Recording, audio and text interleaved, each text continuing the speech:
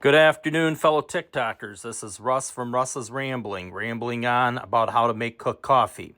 Well, this afternoon, folks, we're going to make cooked coffee, and this is all you're going to need. You're going to need a coffee pot, a basket, a lid to go on top of the basket, a stem, a cover, Hillsborough's coffee or your favorite kind of coffee, and then a spoon to put the coffee into the basket.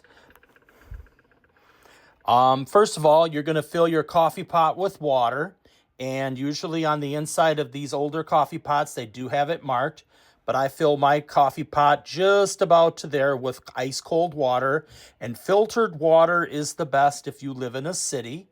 If you don't have filtered water, you can use regular tap water, but it does alter the taste and the flavor of your coffee.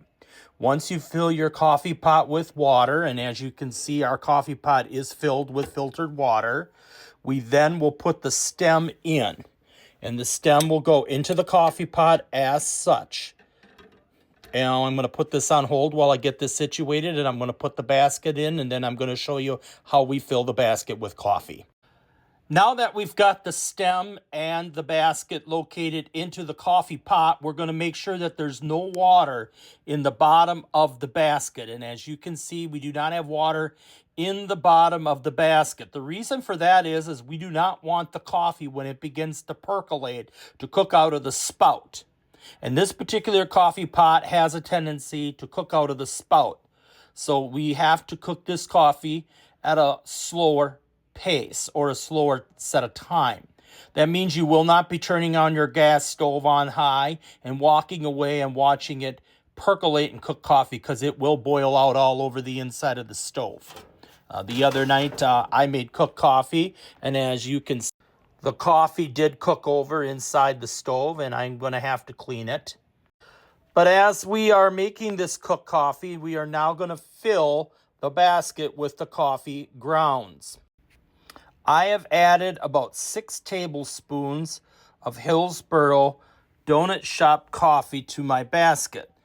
The more coffee grounds you add, the stronger the coffee will become. Also, the more you cook the coffee on the stove, the longer it is under the flame, it will also alter the flavor of the coffee, and it will also become stronger. We have now placed the lid on top of the coffee pot, and we will now place the cover on top of the coffee pot. We have placed the strainer on top and then the lid on top of the coffee pot. The coffee pot is now ready to be placed on the stove. As you can see, we will be turning our burner on to start out with on high. It is very important when you make cooked coffee that your handle does not become burned. So you will place it on a medium burner or a smaller burner. But do not place it on your largest burner, because the heat from the burner will melt the Bakelite handle on your cooked coffee pot. And you will smell it, and it will ruin the coffee pot. I have now backed down my coffee pot to 7 on the dial on my gas stove, and we will now wait for the coffee to percolate. Well, folks, now the coffee is starting to perk, and as you can see, it is coming up through the glass. When you turn up the flame on the percolator, like I have, the coffee begins to cook over. This is what you do not want. As you can see from the video, the coffee did cook over. I did want to show you this is what happens when you do make cooked coffee, and the burner is now turned down on 1, and the percolator is perking. And you have to keep a very close eye on how to make this cooked coffee. There is a little bit of a trick to this, but once you master it, this is how you go about making cooked coffee. I do have a cup here with some water in it, and while the coffee is cooking, you will take this water and you will pour it into the spout.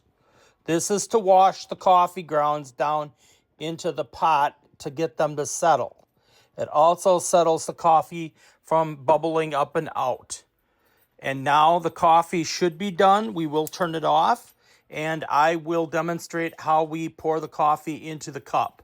You basically have to have a pot handle right here to grab the coffee, and then you hold it like this, and then you hold the top of the coffee pot by the lid with your other hand. And while I am videoing this, I cannot do both because it does not allow me to do that. I don't have my phone stand down here,